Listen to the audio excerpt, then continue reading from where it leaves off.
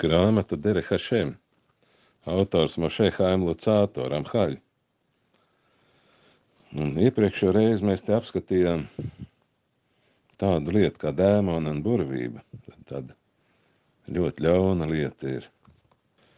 Bet šodien mūsu temats ir Ruach HaKodesh. Iztulkots uz latviešu valodu svētais gars. Bet oriģinālā nosaukums viņam ir Ruach HaKodesh. Ir 3 ticības pamati Torā. Pirmais, ka visaugstais ir reāls. Otrais, ka Torā ir īsta instrukcija no Sinaja dota caur Mošē Rabeinu. Un trešais pamats ir, ka visaugstais vada pasauli ar 2 tādām, vadlīnijām. Viena ir sots, tāda stingrība, var teikt arī kā, taisna tiesa, un otra lieta ir balvu, žēlsirdība ar tādu, kā saka, cilvēks tiek atalgots par labiem darbiem. Tātad visaugstais vada pasauli ar sodu un balvu. Un vēl viena lieta ir tāda, ka Mošē Rabeinu, Mūzus, ir vislielākais pravietis, kāds ir bijis jebkad. Un caur Mošē ir dota šī Tora, šī instrukcija. Un ka visaugstā gribu var izzināt caur Mošē šo Toru un caur citiem praviešiem. Visaugstais ir arī mūsu dvēselē. Jāmāk tikai to atšifrēt. Tātad mēs zinām, ka šī dievišķā daļa ešana, visaugstā daļa ir Ruach un nešamā, šīs dvēseles sastāvdaļas. Tātad tas nozīmē arī, ka visaugstā daļa ir mūsu dvēselē. Un ir grūti atšifrēt tā parastam cilvēkam. Jo, cilvēks ir materiāls. Visaugstais ir reāls pasaulē, un tu uztver to var ar cilvēku dvēseli un saprātu. Bet dvēselē jābūt attīrītai. Tad var reāli uztvērt visaugsto. Un ir 2 kategorijas cilvēki, kas ir, gatavo sevi un sagatavojušies ir, uztvērt visaugsto. Reāli. Tie ir pirmais pravieši un otrais gudrie.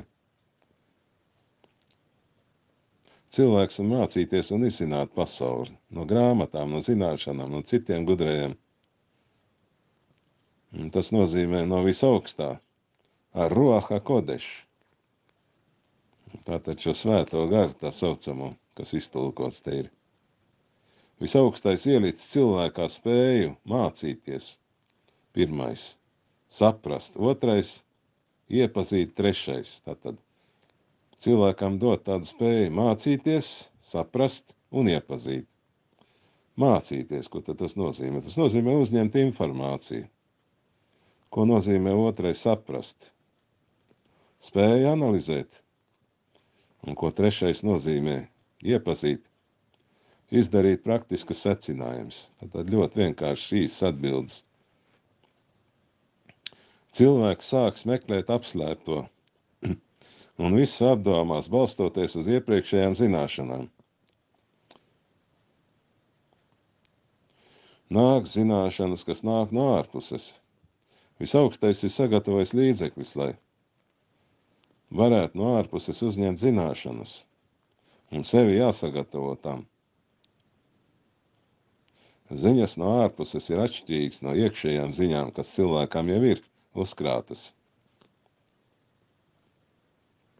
Un šīs ziņas, ko dod visaugstais, caur Ruach HaKodesh, cilvēks saņem skaidri, nešaubīgi un nekļūdīgi. Ruach HaKodesh ir vienmēr skaidra, nešaubīga un nekļūdīga, pilnīga un aptver visu. Gan iemesls, gan sekas. Te jau, kā iepriekš jau tika runāts, ka šī pasaule ir sekas. Bet mēs meklējam iemeslus.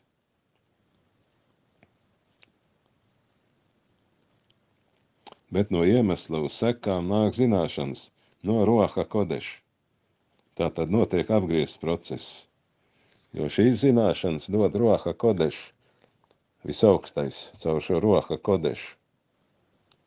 Nu, te atkal jāatkārto mums, kā tad tā pravietība tika atņemta. Pravietība atņēma pirms otrā tempļa celšanas, un Ruaha Kodeš tika dots gudrajiem tās vietā.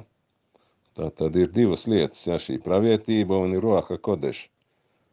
Ruaha Kodeš tika dota gudrajiem, skaidri, nešaubīgi, nekļūdīgi. Tā tad pārbaude bija pēc tam, kad, tulkoja Toru uz grieķu valodu, radās šī Septuaginta, kad grieķi, lika 70 gudrajiem pārtulkot Toru no ivrita uz grieķu valodu. Un katrs gudrais bija savā istabā, un viņi nedrīkstēja savā starpā kontaktēties, līdz kamēr visi nebija pārtulkojuši Toru. Un tad notika brīnums, šo Toras tulkojumu, šo Septuagintu, ko tagad to sauc.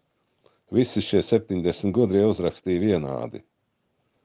Tātad te atkal darbojas visaugstais savu šo Ruaha Kodešu.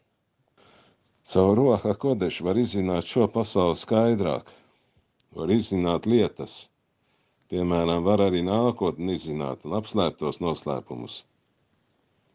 Te Torā ir tāds piemērs kā Jāzeps, kas bija kā vergs Ēģiptē pārdots, ja? Viņu Malaks apmācīja 70 valodās, neparastā veidā.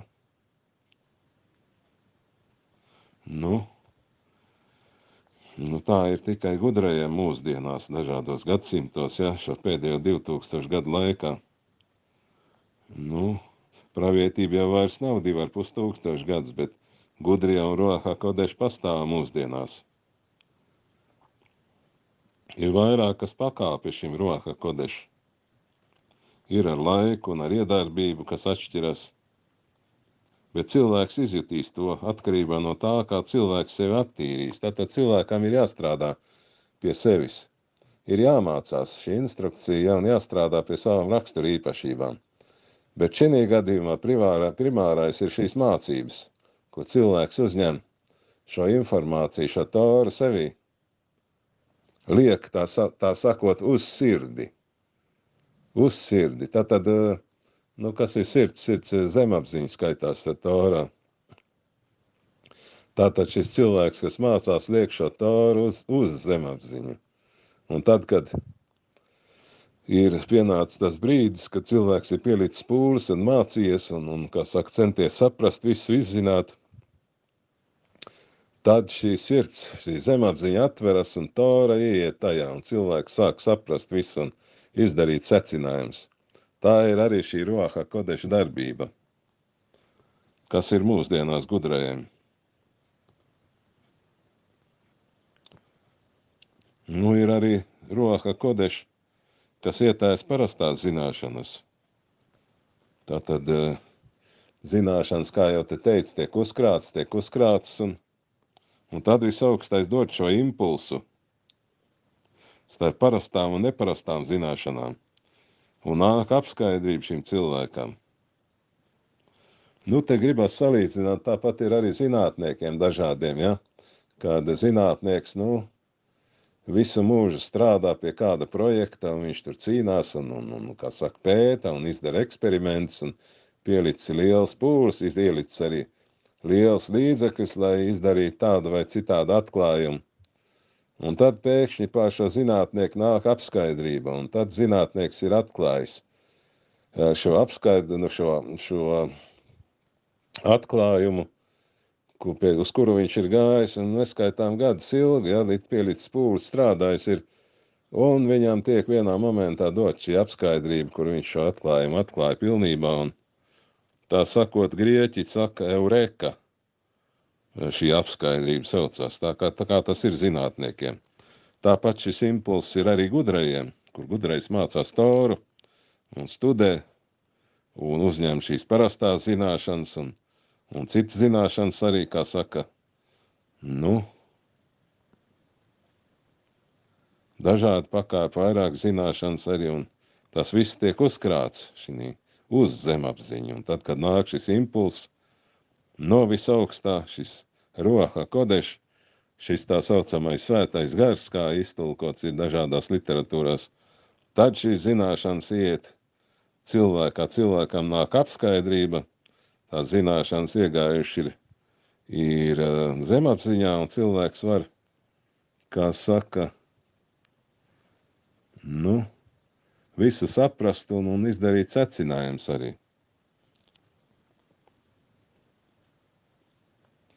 Jo cilvēkam jāpiepūlas, tad pārējais atklājas kā dāvana.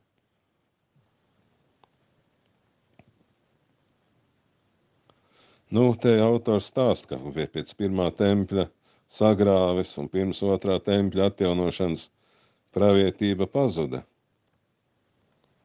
Kā tāda nav vairs pravieši, bija pēdējie pravieši lielajā sapulcē, un no tā brīža 2500 gadu mums vairs nav neviena pravieša, un visaugstais nerunā uz mums caur praviešiem, bet tikai caur notikumiem un dažādiem apstākļiem. Bet te autors te saka, ka ir tāds neliels izņēmums, kad var būt pravietība arī šī pasaulē, un visaugstais to dod maziem bērniem vai arī tādiem, psihiski slimiem cilvēkiem arī dažreiz tiek dota. Tas tā interesanti ir. Bet fakts kā tāds, kā autors te tā saka, tā tad var prasīt pat pilnīgi bērnam kādam, ja? Lai uzzinātu, ko darīt nākotnē. Tas tā savādi liekas, bet fakts kā tāds te ir. Bet visa pārējais tomēr, visa pārējā šīm lietas ir galvenais tomēr ir pravietība. Jo pravietis pieslēdzas konkrēti visaugstajam. Bet pravietība tā ir cita lieta, tas nav Ruaha Kodeš, bet tur ir pravietis, kas strādā ar savām raksturu īpašībām, attīra savu dvēseli no negatīvā, no dažādām ļaunām lietām, un pilnīgi attīrās no šīm lietām, un otrais, viņš arī mācās, bet pirmārais ir šī attīrīšanās. Ruaha Kodeš ir otrādi, pirmais ir jāmācās ļoti daudz, un šīs zināšanas jāuzliek uz zemapziņu, un tad visaugstais dod šo Ruaha Kodeša impulsu, un zināšanas iet zemapziņā. Tāda šī sistēma darbojas. Un tā tad viss ir nācis savu šo Ruaha Kodeša, Tora, pravieši raksti, Tanahs. Šie raksti nākuši caur Ruaha Kodeša, arī Tehilim, Eklesiasts un citi raksti. Paldies!